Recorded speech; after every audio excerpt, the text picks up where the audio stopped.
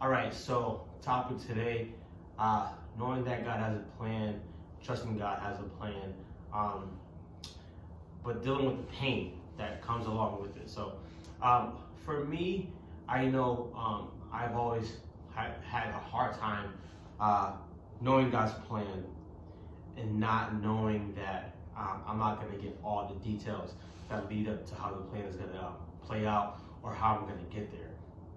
The painful part, I think, for me was always giving it a time frame, thinking it was supposed to happen in 4 days or 48 hours, and not realizing that God doesn't work on my time. So the first thing that helped me with that is realizing that God doesn't work on my time, and realizing too that what I might consider pain now might be valuable lessons 4 years from now or even 2 years from now. So that's my first one. The second one is always talking to God. That's something I do on a daily basis. And it doesn't mean you have to be on your knees or any ritualistic way, but always talking to God about how I feel. I feel this way, but I'm going to end up trusting you anyway. Give me some comfort, give me some strength, some wisdom, so I can get through this painful experience without harming myself or without quitting.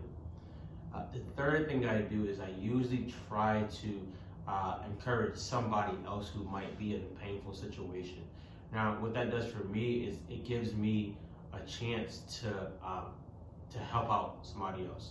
I'm a big believer in sowing good seeds and those seeds coming back in various ways. Somebody might come back and encourage you. Somebody may come back and show you a way to do something or give you some comfort in the pain. But it's important to know that what we consider pain may not be pain later on. It might be just, like I said earlier, a valuable lesson. Or it may be something too that God may want you to do that you're ignoring.